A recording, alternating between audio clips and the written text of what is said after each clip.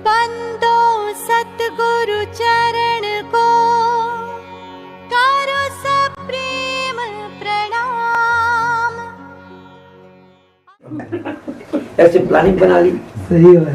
Planning बना के जैसे 6 बजे पक्का विश्वास हो गया कि पति देव ने 1 अप्रैल बना दिया।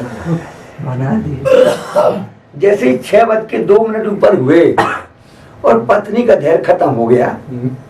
अब पत्नी गुस्से में पार्क से बाहर भन्नाती हुई। तो हमारे एक कहावत है कि खिस्यानी बिल्ली खंबा नोचे, कहावत है।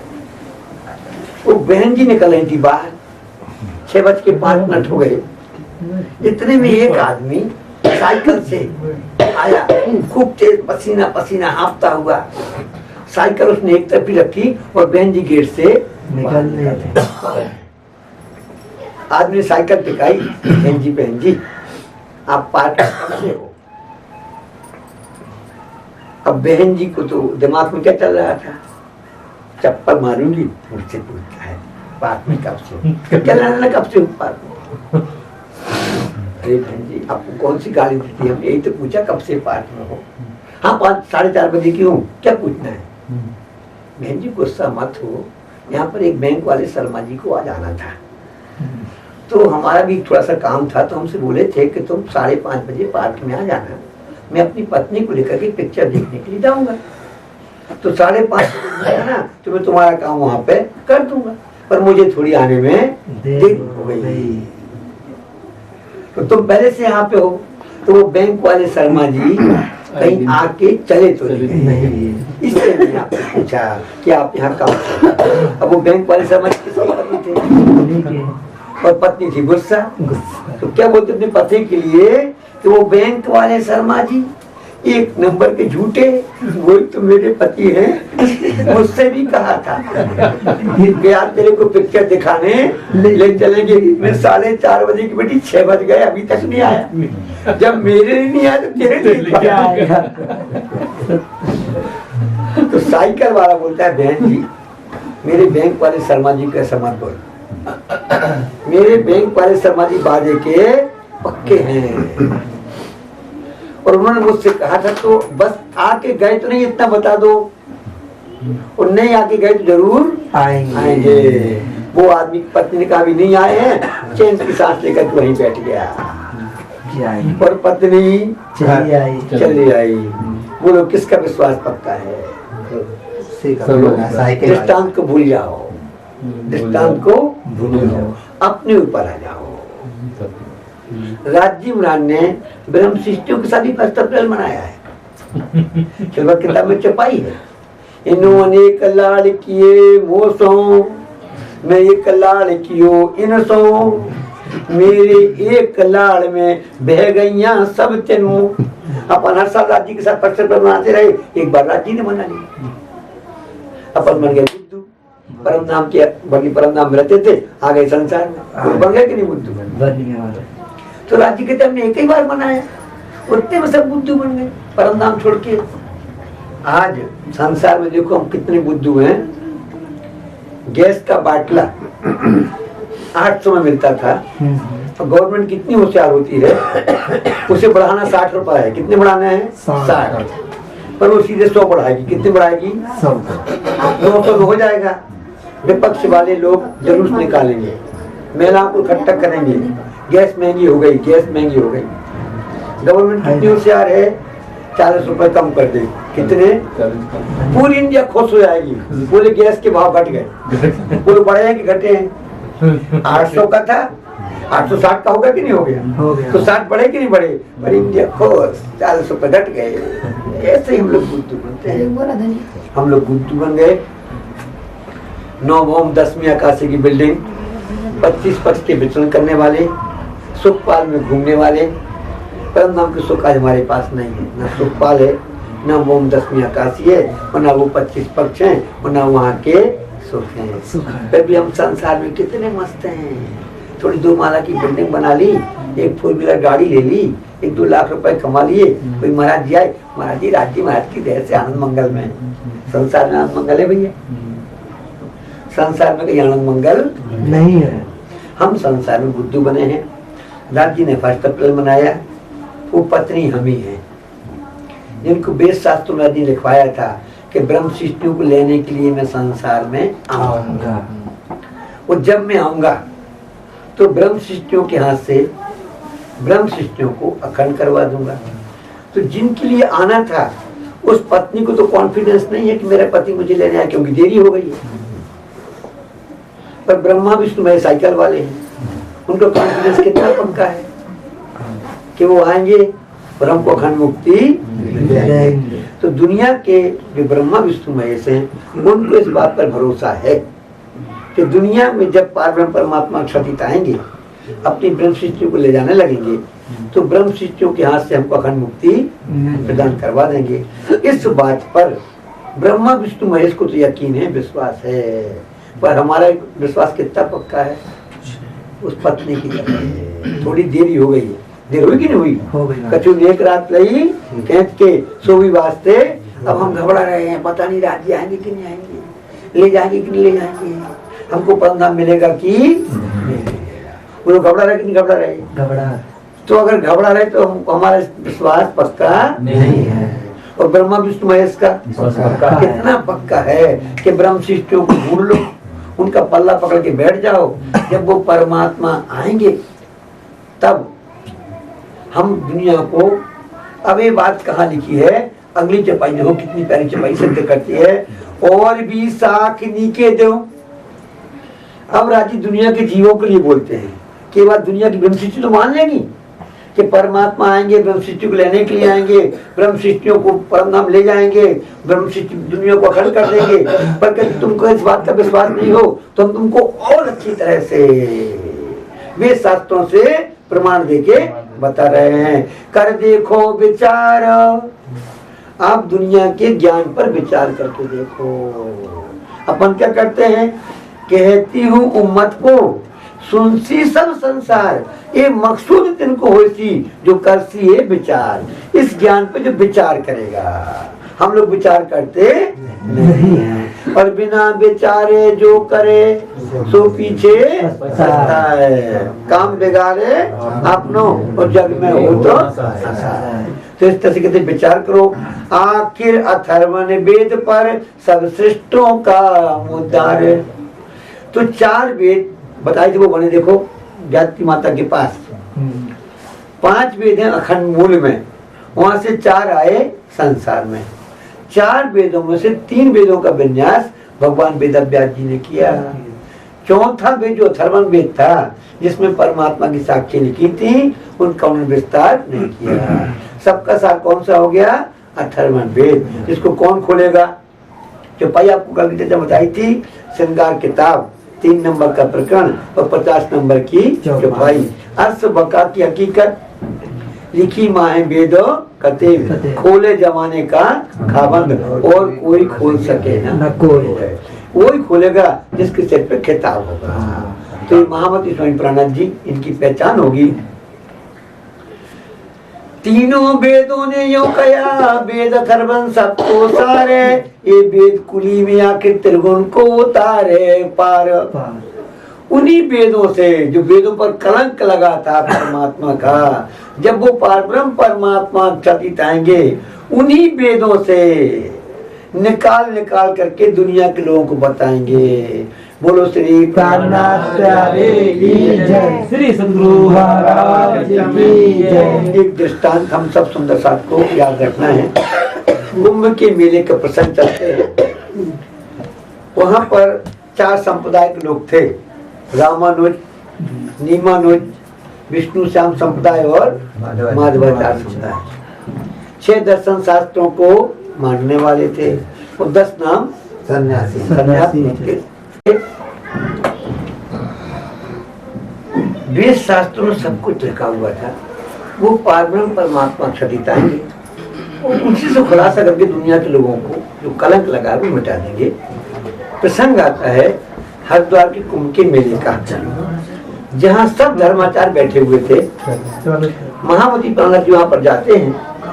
सबसे पहले उन सब लोगों ने इकट्ठे होकर प्रश्न किया कि आप अपना परिचय दीजिए। और आप तो हमको हिंदू मार्ग में भी नहीं नहीं लगते, क्योंकि अपनी पोशाक अलग है, अपना झंडा अलग है, सब कुछ अलग है ही ना। वाणी मेरे क्योंकि नारी जो संसार निराकार के पाके तिन बार के भी बार। इसलिए दुनिया से अपना मेल नहीं खाएगा। परिचय दो, पर वो पार ब्रह्म परमात्मा अच्छा चीज थे। बोले भैया हम तो नए नए हैं, आप लोग पुराने हो, प्राचीन हो, आप लोग अपना परिचय दो। तो वहां पर एक लालीपाप राज्य महाराज ने सबको दे दी। क्या दे दी? एक लालीपाप दे दी।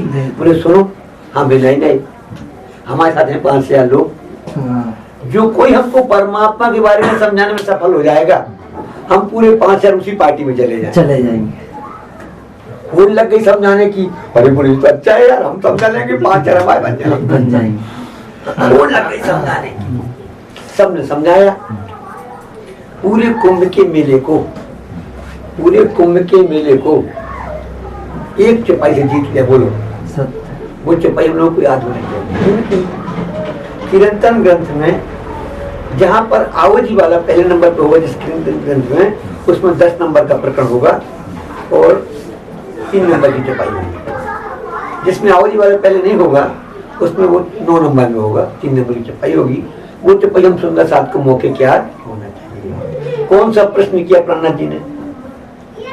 एक प्रश्न से पूरे कुंभ का मेला जीत लिया। वो प्रश्न हमको याद होना चाहिए, नहीं होना चाहिए। वो चपाई हमको याद होनी चाहिए। जाको तुम सतगुरु कर सेवो, जाको तुम सतगुरु कर सेवो, तासे इतनी पूछो खबर कि जब संसार छोड़ चलेंगे अपन, तो कहाँ है अपनों घर। महाप्रलय के बाद वो जीव को लखन मुक्ति मिलना है, वो कहाँ पे मिलेगी? कोई जवाब नहीं दे पाया। जब जवाब नहीं दे पाया तो उन्होंने प्लानिंग बनाई। केवल ये किसी प्रकार से फंसने वाले नहीं है।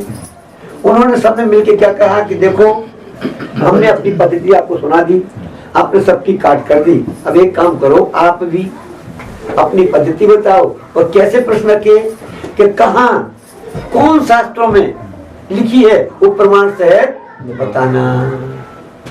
तो बोलो श्री प्राणनाथ प्यारे की जय, श्री सद्गुरु महाराज। अंग्रेजी में कहावत है, first impression, first impression is the last impression. Impression कैसे बनता है? गाल बजाने से नहीं बनता है। कोर्ट में केस चलता है, आप अपनी बात को अच्छे ढंग से कह सकते हो, पर फिर भी किसको लगाना पड़ता है? वकील को। क्योंकि आप अपनी बात को बगैर कानून की भाषा में बोलोगे और वकील इसी बात को, वकील उसी बात को जज से कानून की भाषा में बोलेगा, नहीं बोलेगा। तो जज को वह समझ में आएगी। और आपको इतनी सी बात कहना, आप लंबा लंबा लंबा लंबा करके कहोगे, नहीं कहोगे। तो इसी तरह से प्राणनाथ जी ने गाल नहीं बजाए वहां पर। पहला इंप्रेशन बोले ठीक है, आप लोग मेरा परिचय चाहते हो, ठीक है ना? बोले मैंने पहले से लिखवा दिया था, मैं जानता था तुम लोग मेरा परिचय पूछो। आज संसार में यही है। अभी परमात्मा आपके सामने आ जाए या कोई चीज बताई जाए तो आपको प्रमाण दो परमात्मा हो। देश है, अभी पहले हम लोगों को पेंशन मिलती थी। क्या मिलती थी? पेंशन बैंक से मिलती थी, ट्रेजरी जाना पड़ता था।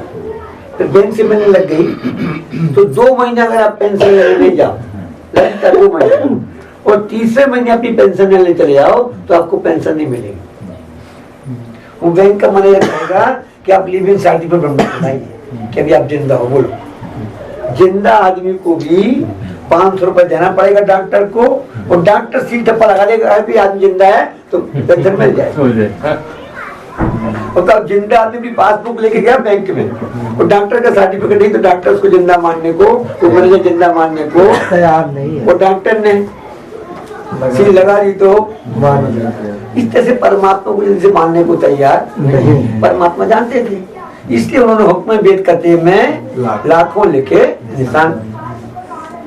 तो सबसे पहले बोले एक काम करो भाई, हमारा परिचय चाहते हो ना, तो आप लोगों ने पुराणों को पढ़ा है? बोले हाँ बिल्कुल पढ़ा। बोले हरवंश पुराण का नाम जानते हो? अरे सब लोग जानते हैं। बोले है कोई के पास? खोलो हरवंश पुराण, खोलो। क्या खोलना है भैया? हरवंश पुराण का शांति पर्व खोलो। क्या खोलो? शांति पर्व। उन्होंने खोल लिया। बोले शांति पर्व का 4 नंबर का अध्याय खोलो। बोले देखो इसमें हमारी बात लिखी है, 20 नंबर का श्लोक पढ़ो। बोले 21 नंबर का श्लोक पढ़ो। 20 नंबर का श्लोक है, आवाविनो भविष्यन्ति मुनि रूप कलयुग। आवाविनो मतलब आएंगे, भविष्य में जब कलयुग होगा तब कौन से रूप में आएंगे? मुनियों के रूप में आएंगे। क्या करेंगे? जो मुनि के रूप में आएंगे उनके पास क्या होगा? पार का ज्ञान होगा। किसी देवी देवता की पूजा नहीं करेंगे, एक परमात्मा के आश्रय में रहेंगे और उनके पास जो ज्ञान होगा उस ज्ञान को देंगे जिससे दुनिया के जगत जीवों का कल्याण हो जाएगा। बोले भाई हमें कितना 60 में है। अभी कहानी आपको सुना तो पूरा समझ में आ जाएगा। ये प्रसंग है राजा जन्मेजय, राजा परीक्षित के सुपुत्र थे। तो जब सुखदेव मुनि राजा परीक्षित को भव से पार करने का ज्ञान सुनाने लगे तो सुखदेव मुनि निवेदन किया था कि राजा परीक्षित, अभी तक जो सुनाया हमने वो तो संसार की बातें थी, अब तुमको वो ज्ञान सुनाने जा रहे हैं जिसको सुन करके तुम भव से पार हो जाओगे। पर तेरे पास संसार की बुद्धि है, हो सकता है पार के ज्ञान को समझने में तेरे को शंका हो जाए, पर तुम कोई प्रश्न मत करना। राजा परीक्षित ने स्वीकार तो कर लिया, पर जैसे पार की बात आई राजा परीक्षित को शंका हो गई और उसने प्रश्न कर दिया। तो तू राजा में जोगी भया और कहने वाला था सो उठ के गया। अब जिस बात से कल्याण होना था, जब वो बात भागवत में सुखदेव नहीं कह पाए तो क्या राजा परीक्षित का कल्याण हो गया होगा? बोलो नहीं हुआ। ये बात उसके बेटे को पता थी, जन्मेजय को। तो जन्मेजय ने सुखदेव मुनि को बुलाया और सुखदेव मुनि से पूछा कि सुखदेव मुनि, मेरे पिताजी ने गलती कर दी थी और उन्होंने प्रश्न कर दिया था, तो आप वो बात उनको बता नहीं पाए, तो क्या मेरे पिताजी का कल्याण हो गया होगा? तो सुखदेव मुनि, बेटा उन्होंने गलती कर दी थी, जिस चीज को सुनकर के भाव से पार होना था वो ज्ञान तुमने उनको सुना नहीं पाया, तो उनका कल्याण 100% नहीं हुआ। तो फिर राजा जन्मेजय ने चिंता जाहिर की, गुरुवर कृपा करो, मेरे पिताजी का कल्याण कब होगा और कैसे होगा बताओ, उपाय करो। भाई पुत्र का धर्म होता है पिता का कल्याण करना, तो बोले मैं वो उपाय करूं। तो सुखदेव मुनि अब राजा परीक्षित जन्मेजय को बोलते हैं कि चिंता करने की जरूरत नहीं है। हे राजा जन्मेजय, उस समय तुम्हारे पिताजी ने प्रश्न कर दिया था, वो ज्ञान में उनको नहीं सुना पाया, दोबारा उस ज्ञान को मैं कह सकता नहीं हूँ, पर तुमने प्रश्न किया है कि मेरे पिताजी का कल्याण कब और कैसे होगा, तो चिंता करने की जरूरत नहीं है। तू द्वापर युग का अंतिम राजा है, तेरे जाने के 36 साल बाद कलयुग आने वाला है और जब वो कलयुग आएगा उसमें वो पारब्रह्म परमात्मा शक्ति आएंगे और उनके साथ उनकी ब्रह्म सृष्टियां आएंगी और उनके पास वो ज्ञान होगा जिसको देंगी, उसको सुनने से तेरे पिताजी का और दुनिया के जगत जीवों का कल्याण हो जाएगा। कहाँ पे प्रमाण दिया? हरवंश पुराण से। हम लोगों को प्रसंग याद होना चाहिए, तैयार होना चाहिए। उस प्रसंग की चौपाई लिखी है, चिरंतन ग्रंथ है, 76 नंबर का प्रकरण है और पहले नंबर की चौपाई है। सबको मौखिक याद होना चाहिए। 76 नंबर का प्रकरण और पहले नंबर की चौपाई। निज नाम सोई जाहिर हुआ जाकी धुनी राह, सब धुनी राह देखत है। मुक्त देशी ब्रह्मांड को सो आए ब्रह्म आत्म सत्य, ब्रह्म की आत्माएं आएंगी जो दुनिया के जगत जीवों को बहुत से पार करेंगी। अगली चौपाई खुलासा करती इस बात का, ऐसा जाहिर कर लिखा, जाहिर मतलब वेद शास्त्रों में, बात समझ आ गई? ऐसा स्पष्ट, जाहिर मतलब ऐसा स्पष्ट वेद शास्त्रों में पहले से लिखा था कि परम नाम की ब्रह्म सृष्टियां संसार में आएंगी और उनके लेने के लिए पारब्रह्म परमात्मा अक्षर भी संसार में आएंगे। और जब परमात्मा आएंगे तो ब्रह्म शिष्यों के हाथ से ब्रह्मांड को